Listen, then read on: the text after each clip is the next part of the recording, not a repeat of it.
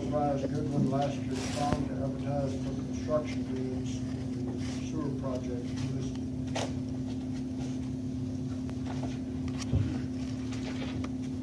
So moved. Second.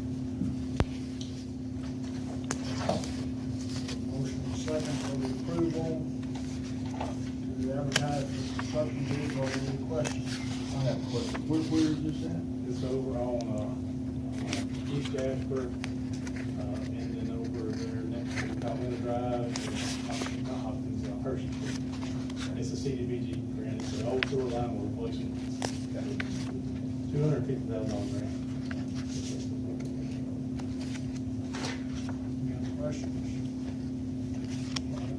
Not all in favor, signify by the usual sign of voting. Motion carries, it's unanimous.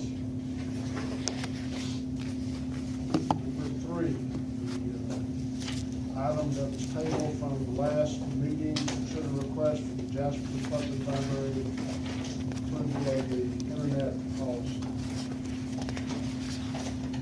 Good evening. Good evening. I'm Denise Milton. I'm the director of Jasper Public Library. It's good to be here this evening, and I haven't been to council for quite some time, so it's nice to be back. Tonight I come to you with a recommendation from the library board to change the internet policy. The 2 changes that need to be made are in 2B, PC Comp software has been replaced with Cassie print time management software. This is necessary because PC Comp went out of business.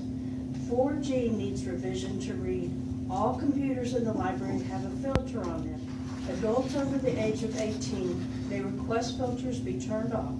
This filter system places the Jasper Public Library in compliance with the Child Internet Protection Act, or CIPA.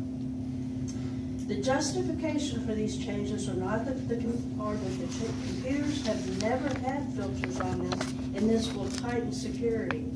However, in the event that a person needs to search for something like breast cancer, the filter can be temporarily turned off by staff. Filtering is by word, and breast would not be an allowable search term. Staff will be fully aware that filters being turned off and can monitor searching with the Cassie software. Also, an opportunity arose to increase our broadband by participating in the Texas State Library Connecting Texas program. Their goal was to help rural libraries boost their broadband connection speed. This program allowed us to bring an additional 18 megabits per second internet line into the library at an extremely reduced rate of $51.62 per month, whereas our regular line costs $128.47 per month. This funding is through the federal E-rate program. Thus, with federal dollars involved, computers must be filtered to comply with CIPA. The library was given a year to come into compliance. And I'd like to read directly from the CIPA Child Internet Protection Act. U.S. Supreme Court says that libraries would be required to adopt an internet use policy providing for unblocking the internet for adult users. When a patron encounters a blocked site, he need only ask a librarian to unblock it, or at least in the case of adults, disable the filter. The U.S. Federal Communications Commission, FCC, subsequently instructed libraries to comply with CIPA to implement a procedure for unblocking the filter upon request by an adult. I have provided you a copy of the Texas Penal Code, Section 4324, Sale, Distribution, and Display of Harmful Materials to Minors. The library has had this code on hand to distribute to patrons who have not been in compliance with the code since the computers have been available to the public, which has been since 2000. It is illegal to view pornography in a public place. I'm pleased to let you know that this has only been a problem a handful of times. Patrons have been informed that they are breaking the law and their internet privileges will be revoked if they do not come into compliance with the code. So the library board has given their blessing, and I'm here tonight asking for yours to place filters on the computers to become SIPA compliant and continue with the increased broadband and make the necessary changes to the policy. Do y'all have any questions? Yes, ma'am. And I think you've answered it, but of course, what caught my eye at the last meeting was where it states that adults over the age of 18 may request filters be turned off. Correct. The example you gave, if someone wanted to research breast cancer, so the filter may be turned off, but are you saying that someone on staff with the library would see what they are looking at? Absolutely. Through the new Cassie system, print time management, we're able to actually go on and we can go at any time and look at what anybody is looking at online. And that gives us the ability to do that.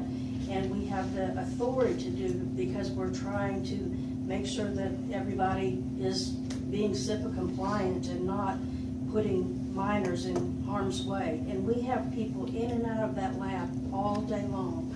It's just nonstop. So we do have that ability. It's something that is a computer that is offset from the public that we can go to and look.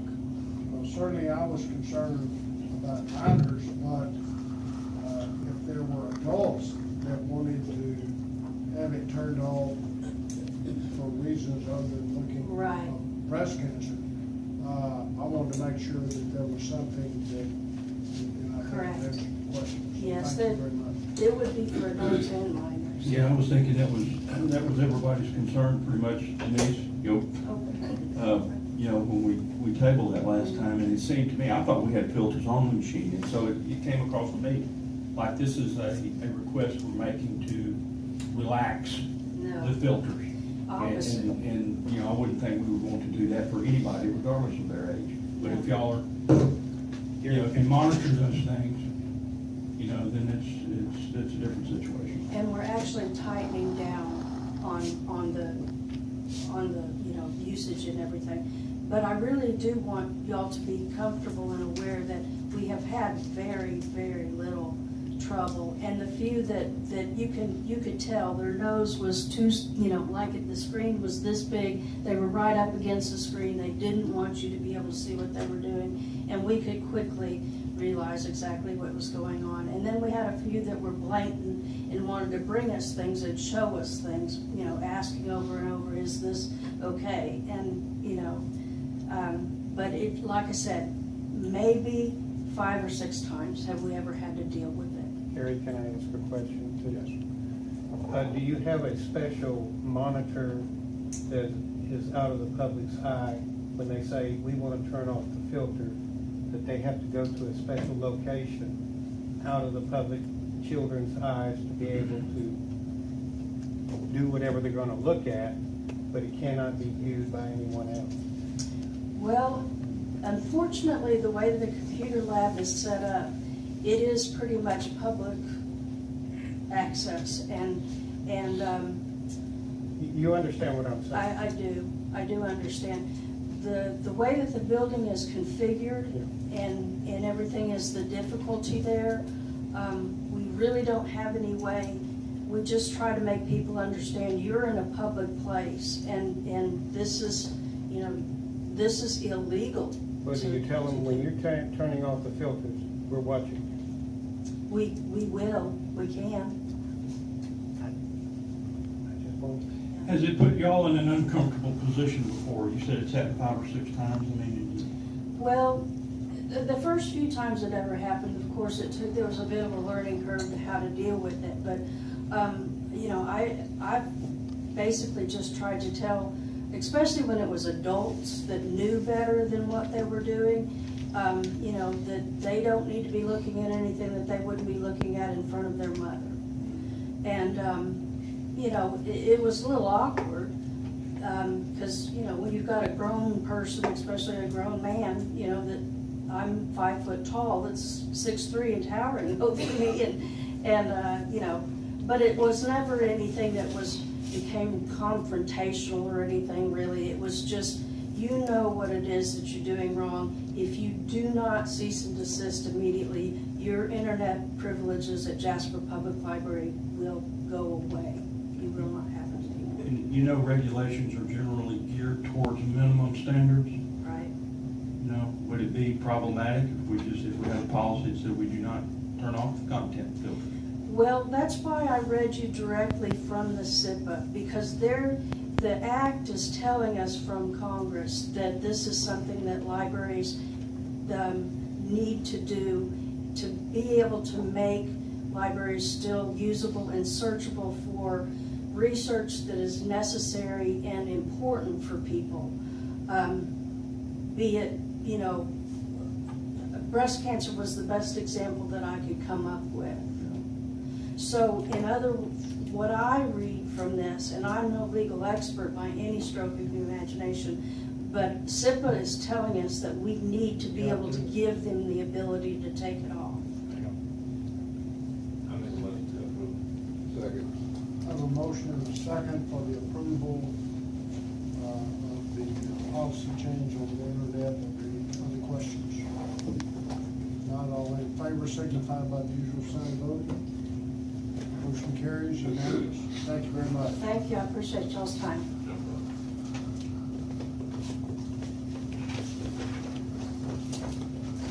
Item number 4, consider request from Mr. Weitzman's office regarding the engineering and the administration funds for the Hurricane Harvey relief.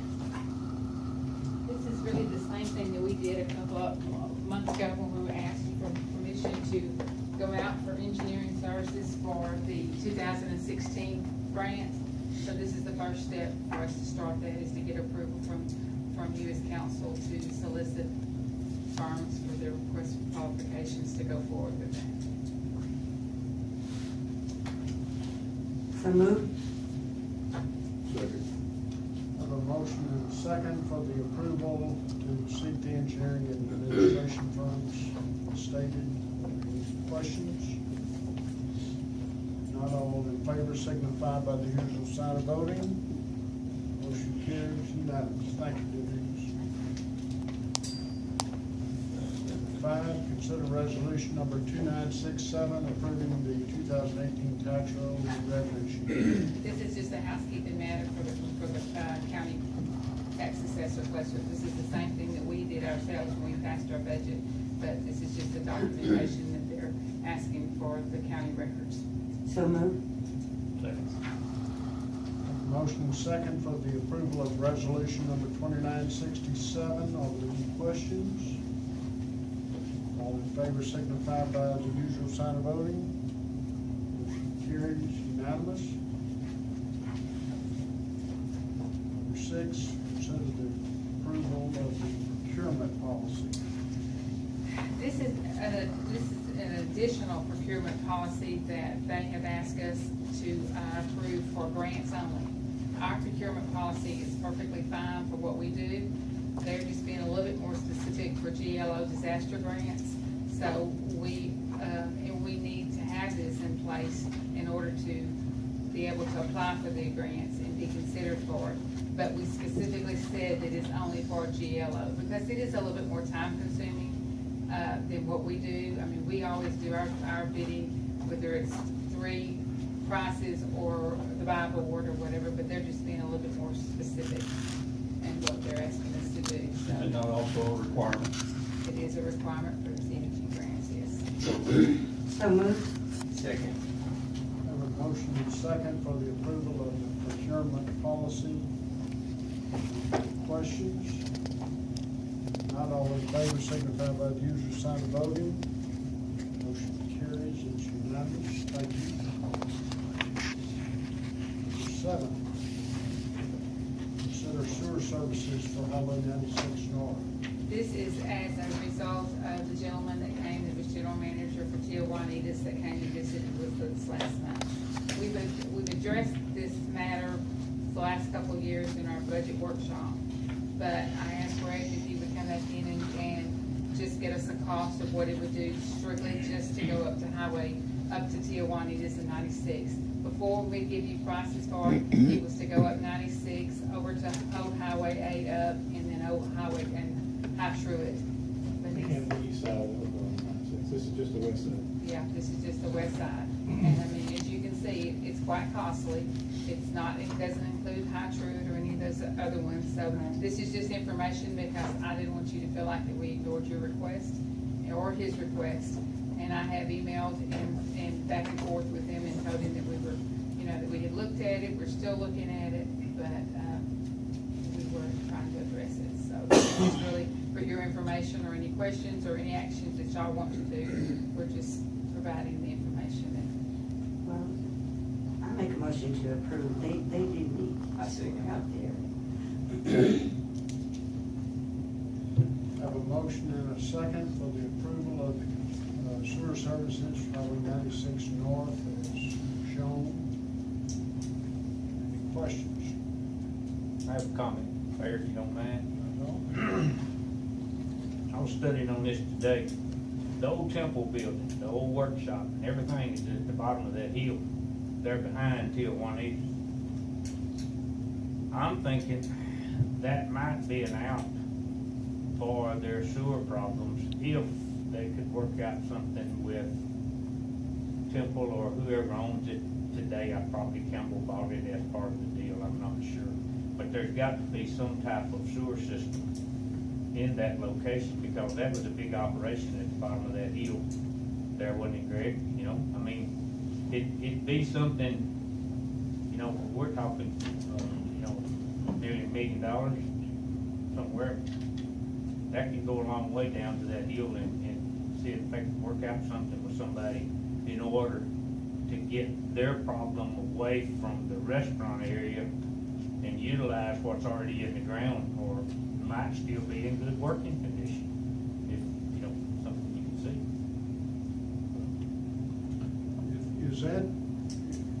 Is that location that he's talking about, and I'm familiar with it, is that still in use, or is? I don't think they're gonna be using it. I don't know what it is. I hadn't been down there in years. It's growed up quite a bit, don't it? And it did not have water. It didn't have sewer, it probably No. had water. They had Yeah, probably had water, their own but sewer no system. sewage, no. They probably had their own septic Yeah, system. I knew the people that owned it prior to closing. What did, Catfish Cabinet do? Salt and Same thing. Septic system. That's it. The last place we have sewer, Stringer and Griffin is not even on city sewer. Where? Stringer and Griffin is not on, They are not. they are not. The problem with putting that line in, as I've talked to some people about this, is that we're gonna probably hack off some folks. Like Jasper County Tractor, who are probably completely happy with the system that they've got right now. If we put that line in, they're gonna be forced to join onto it and start paying for those utilities. There may be some other people along there that aren't interested in the city sewer. It's still one of our most, I should say, successful companies in 2018 so far.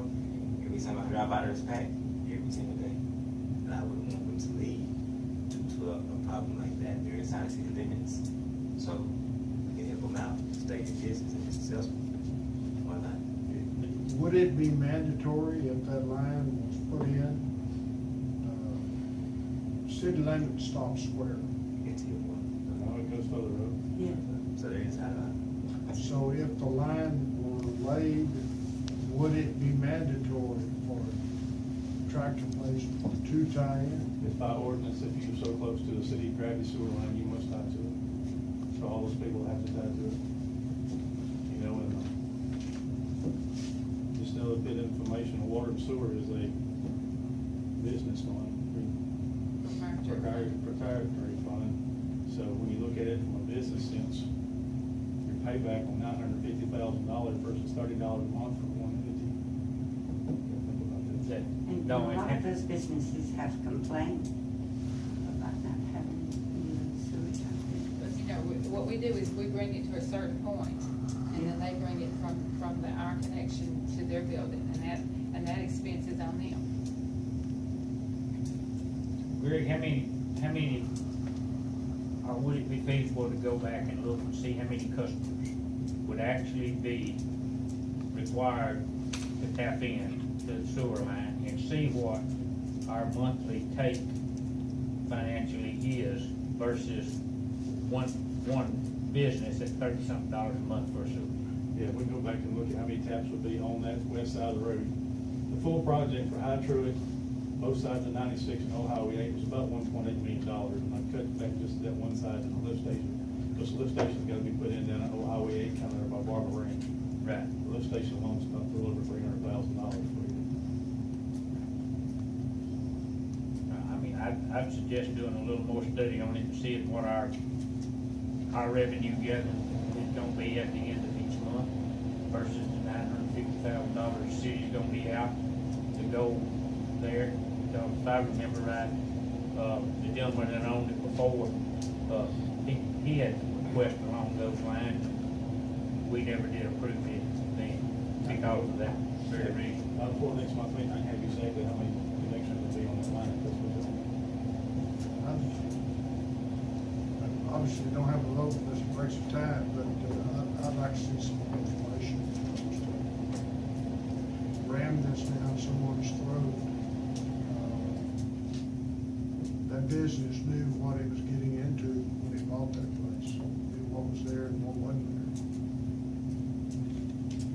Gary, you need to table it, or Hazel, or somebody table it, Make a motion to table this item. because you got a motion and a second on the floor. I understand. Thank you. We have a motion and second. Table. Got more information. It's not a motion and second to table, Mike, it's a motion and second to approve. So are there any other questions? Then I call for a vote. All in favor of approval, signify by the usual sign of voting. Approving to what? To consider to give it to them? Any opposed? Any opposed? We have 2 voting opposed, and 3 abstentions. All right, I'll consider that as a motion to table that. Yes, I make a motion to table this item. I have a motion second to table it.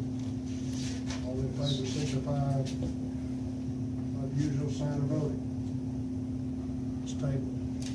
I'll have y'all more information next month. Thank you, Greg.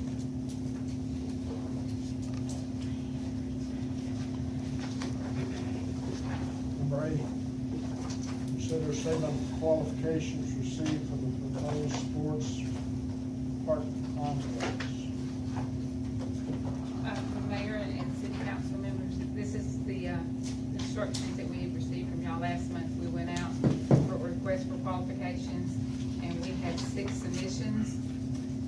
Greg and I first reviewed them, and we picked out a couple, and then we also gave another group, which consists of Mitch and Hazel and Eddie Hopkins and Steve Pugh, Greg again, Duncan Fauché, and Robbie Lovett. And they come to the same conclusion that we were recommending the Burdette Group, which consists of Goodwin Lassiter and White Oak Studios. Burdette's out of Conroe and Bryan, and Goodwin Lassiter is out of Lufkin, and White Oak Studio is out of Houston. So this is, now this is where we are. We have recommended a firm, and Would you explain exactly what this statement means? this statement means. Right here, the statement on our agenda. Consider statements of qualification. That means that we received the information, like this book right there, and another thing on it, from interested firms that are interested in being considered to design and implement a sports complex if we so desire to go forward with that. So we're choosing a firm. Well, we have brought the recommendations to you. You, as council, can choose a firm to consider whether we go forward with the project, or you can consider a firm that when and if we go forward with the project, or you can just Okay. do nothing. This stems from, like, when cities and counties go out for projects, they put out what's called a request for qualification. And they have engineering firms and architectural firms and contracting firms submit what is called their statement of qualifications. And that's what this is. It's just a, kind of like a statement of financial earnings. It's called a statement of qualifications. This is their qualifications based on what they've done previously, their education, experience, and so forth. And what, if we accept the recommendation to accept the request for qualifications of the Burdette firm, what have we done? We've said, all right, we want the Burdette firm to do what? What is that next step? What have we just obligated the city of Jasper? Well, the next step is where their council needs to decide whether or not we're going to go forward with this.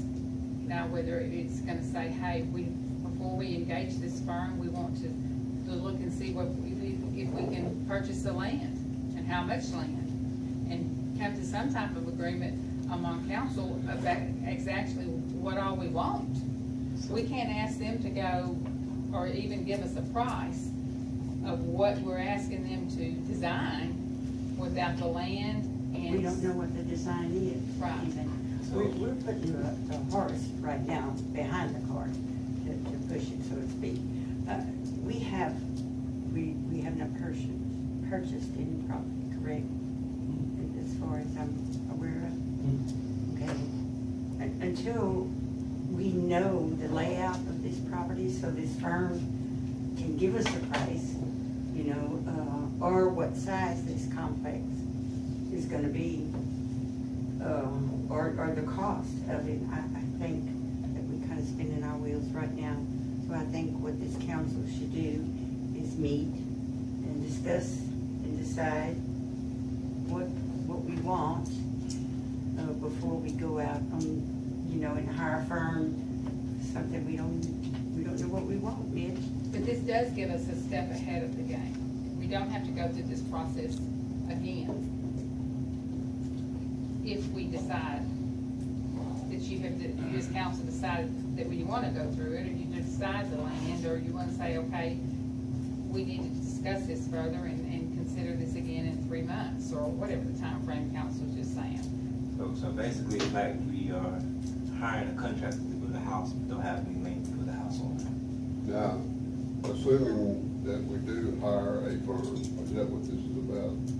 Well, we're not going to be, us choosing a firm does not mean that we're hiring them right now. Choosing a firm, is that gonna cost the city of Jasper? No. It will for them to do some work for us.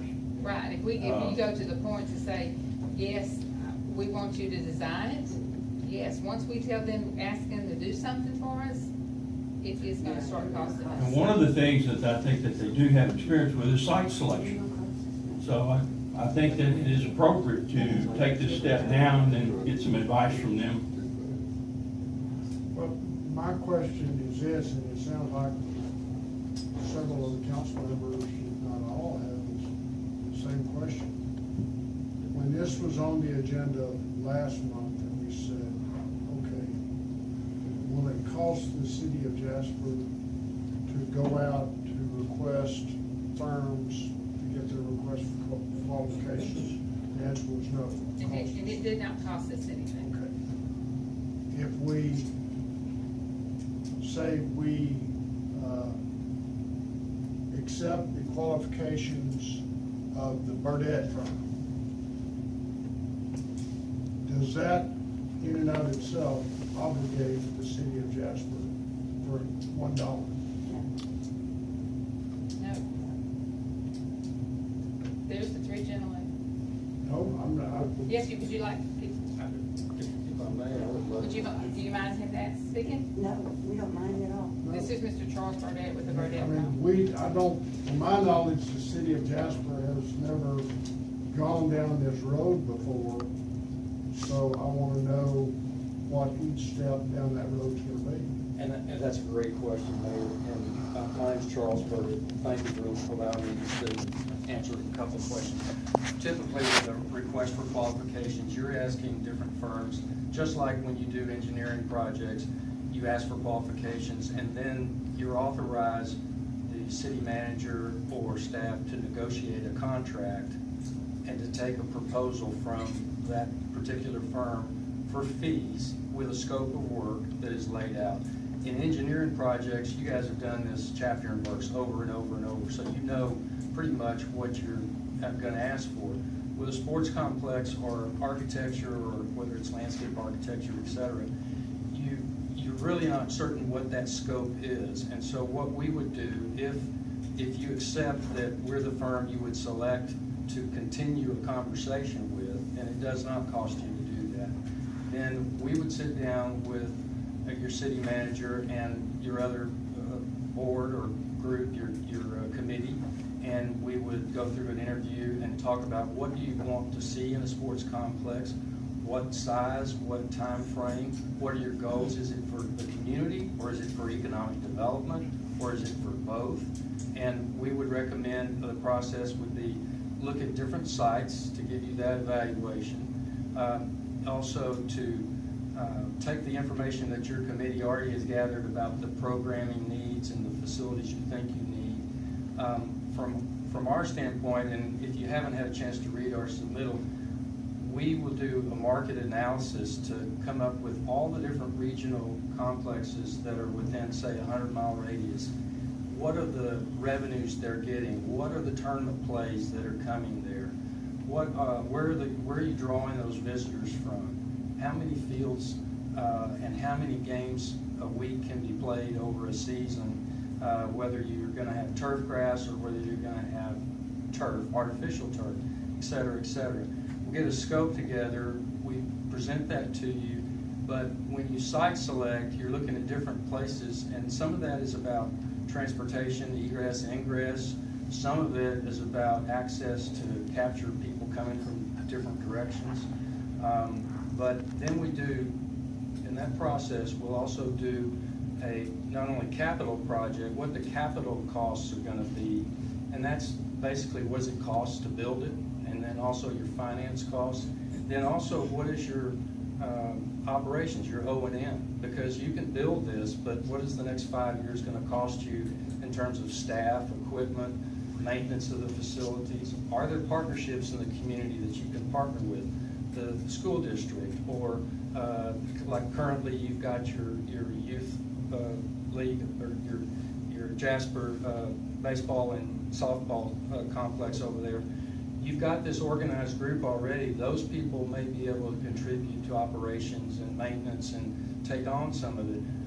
So we give you a pretty robust menu of what the costs are and also long-term operations. And then we give you a cost recovery model that says if you have this many tournaments a year, this many days a month, etc., from the market analysis, here's how much you can offset instead of having to support the facility, that you're actually able to recover some of that where the local community doesn't have to pay as much, because hopefully you're trying to build a hotel that comes here. People spend the night, at least one night, shop here, go to the restaurants, etc.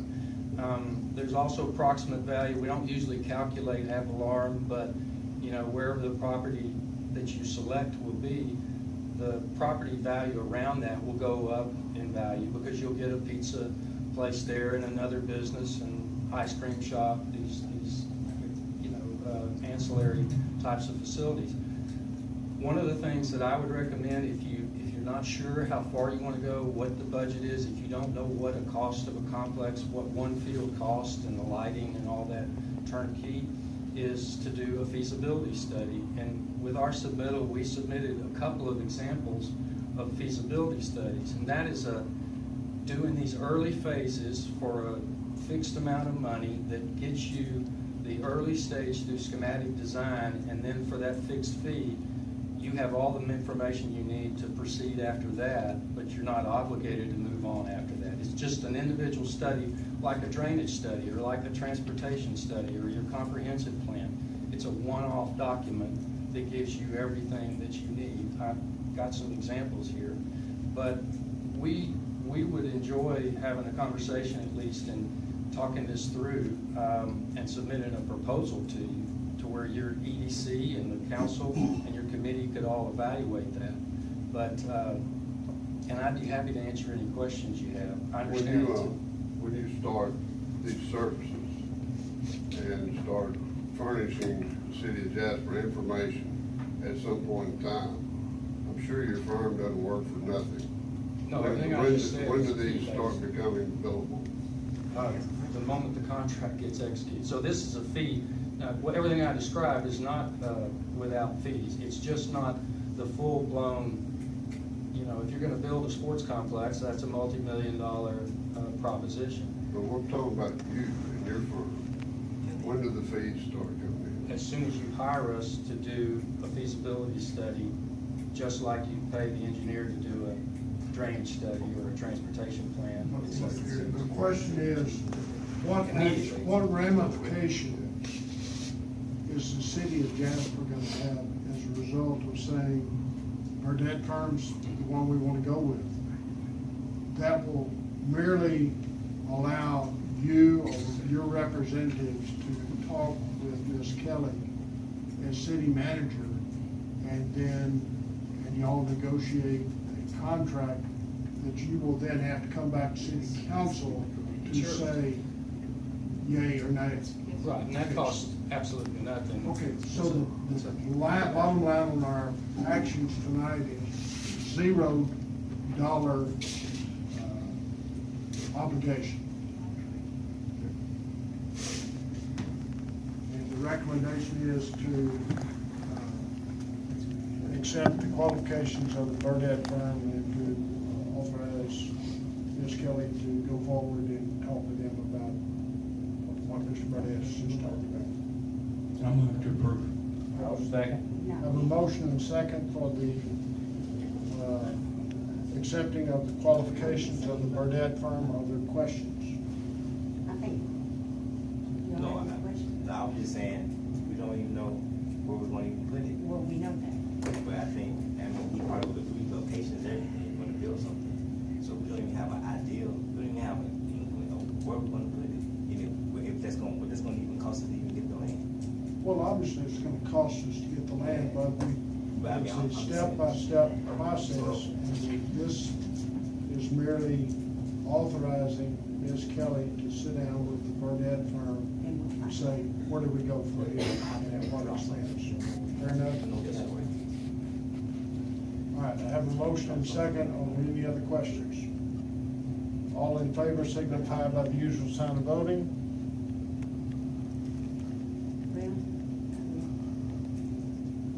That's 3 for, any opposed? 2 opposed, motion carries 3-2.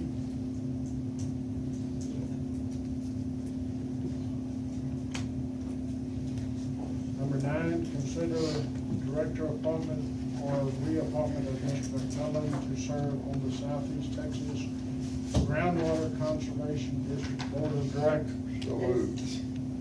Want you, Nick? Second. Have a motion and second for the appointment of Ms. McMillan to serve on the board of. Now, having said that, I've done it for, I think, 6 years, 5 years, something like that. If somebody would like to do it, you do a good job. It's really exciting stuff. It's pretty interesting, actually. I have a motion and second. Are there any questions? If not, all in favor signify by the usual sign of voting. 4, Mr. McMillan has abstained. I guess you're not voting against it. No, I'm not. Okay, thank you. Number 10, consider the annual Sandy Creek Park pond closure from January 17th to January 25th to South Avenue the 26th. So moved. Have a motion and second for the approval on the date stated in 2019. Any questions? If not, all in favor signify by the usual sign of voting. Motion carries, it's unanimous. Number 11, consider the approval of the annual city employment appreciation of a half of Christmas holiday. So moved. Second. Have a motion and second for the approval of the hams for the city employees. Any questions? Not all in favor, signify by the usual sign of voting. Motion carries, it's unanimous. 12, consider approval of the city calendars for 2019 holiday closures for the city of Jasper and the 2019 monthly regular city council meeting. So moved. Second. Motion and second for the approval of both these calendars and agendas. Any questions? Not all in favor, signify by the usual sign of voting. Motion carries, it's unanimous. Number 13, we're going to adjourn for executive session pursuant to Texas Government Code Chapter 551, Section 551.074, personnel matters, evaluation of the city attorney.